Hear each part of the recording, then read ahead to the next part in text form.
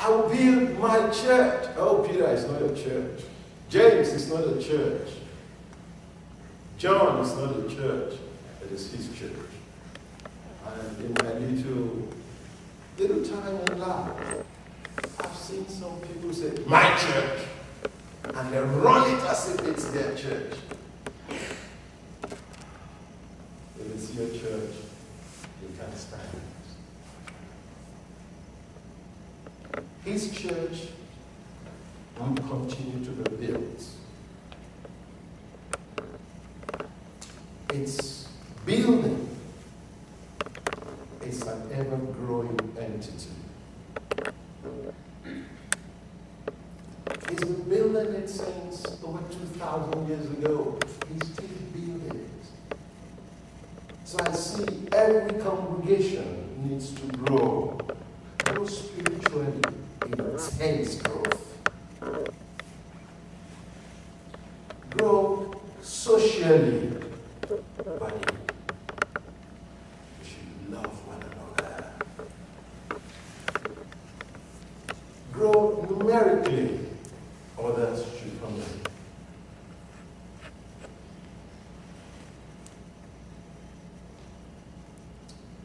Grow physically. God should heal us wherever we find we're sick. So the growth is holistic. It's an all-round growth building this church.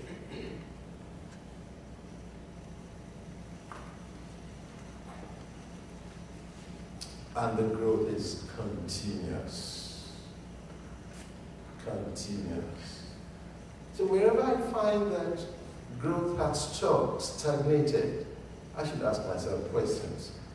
God, something is wrong somewhere. It must be I, it can't be you. So what am I doing wrong? Because I will be, it didn't say I will complete. And so, we should have an all-round growth, continuous growth. But growth comes with challenges.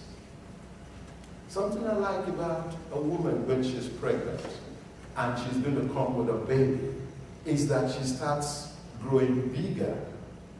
Maybe not you guys, but you know. The tummy starts going that way. They put on weight. The expansion of the body takes challenges. There are stretch marks. And here Jesus said, I will build my church. It will continue to grow in the midst of satanic opposition and the gates of hell, where the decisions of hell are made and executed on earth. The church will continue to grow. So the revelation that God brings invites an attack from the demonic world.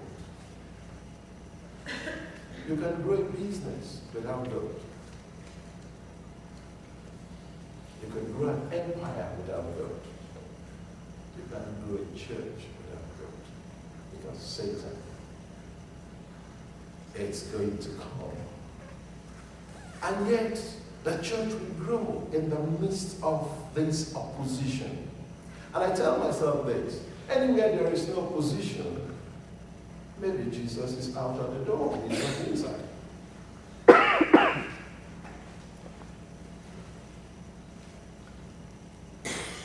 T.L. Osborne was having a meeting, and there were fortune tellers in the meeting, and they wanted to bring him down.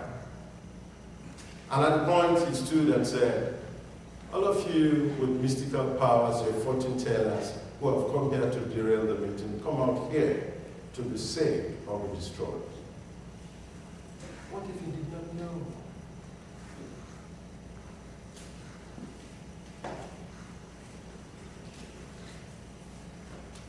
Once we were having a crusade, and there was a guy there who had gone around the meeting 7 times that the minister should fall down and die on the pulpit.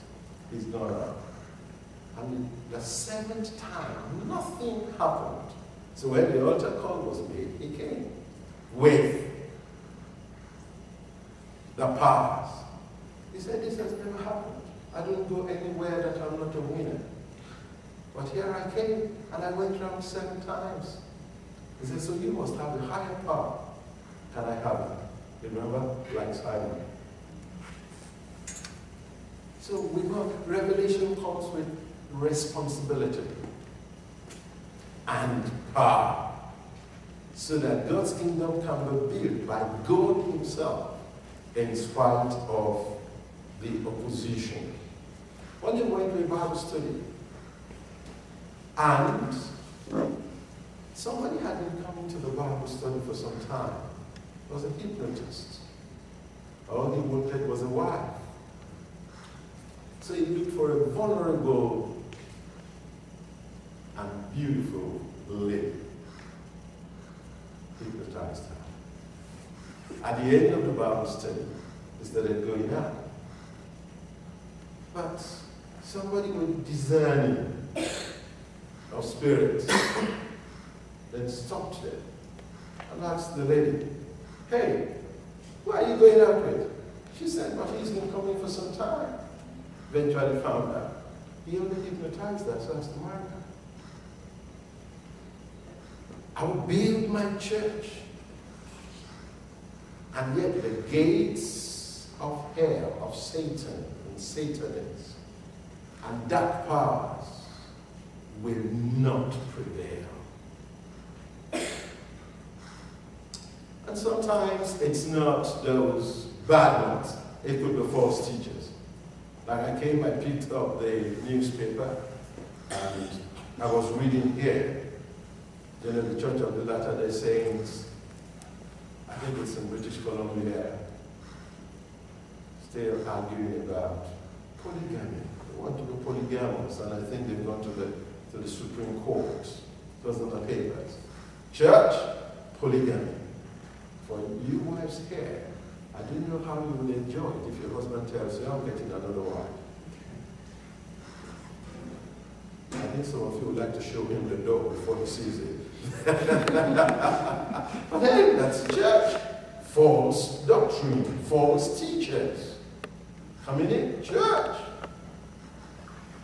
I knew someone who had 8 wives. And if you come to the night prayer meeting, it's boiling hot.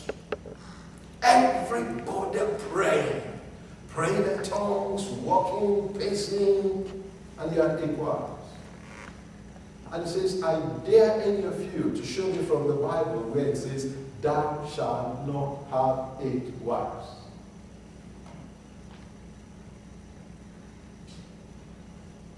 The leader of the church. So we're going to have opposition from various levels. Blessed is the leader that appoints into his leadership team a man without revelation but with a lot of information. The arguments in the board meeting, I think only CNN can do justice to it. Because it's going to be tough. Revelation. What's the profit? Because we've seen the purpose, we've seen the power. You need power to deal with these things. For the church to grow, you need power. You need wisdom. Because you know there's going to be Satan and sinners. And sometimes some saints who don't know enough. They are growing. And I am growing. And I guess you're growing spiritually. To deal with these so that there will be correct teaching, revelation from God, so that the people can grow in strength. Here in verse 19, he tells us this. And I will give you the keys of the kingdom. A key, and he said keys, plural.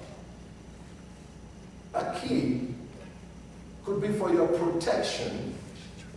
You lock the door so that the thief cannot come in. And he hasn't got the key to your house.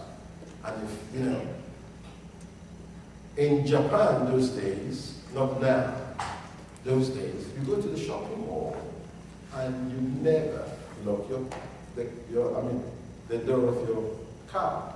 You just park, leave it, you go shopping. 1 hour later you come, and it's all right. They don't do it anymore. Before some refugees began to arrive in Japan. And when those refugees arrived in Japan, they were brilliant, they were clever. They would have already looked at the shipping data. And you know, people go shopping, especially ladies. Men go shopping for 10 minutes, and ladies go shopping for 10 hours. You know, they are blessed. I've lost some of you, it's all right. And so they know that they check out who is parking the car. It's a lady with a handbag. They said, that's fine. This car is nice, and she'll be there for at least 3 hours. So that's good, especially if it is Black Friday, then increase it to 7 hours. And the cars just go from there straight to the dock, and they are gone. But that's because the car was not locked. I give you the keys so you could lock the door to your family so Satan has no entrance into your family. Amen. You could lock him out. But you could equally use the key to open so that what is coming from the windows of heaven can come into the family.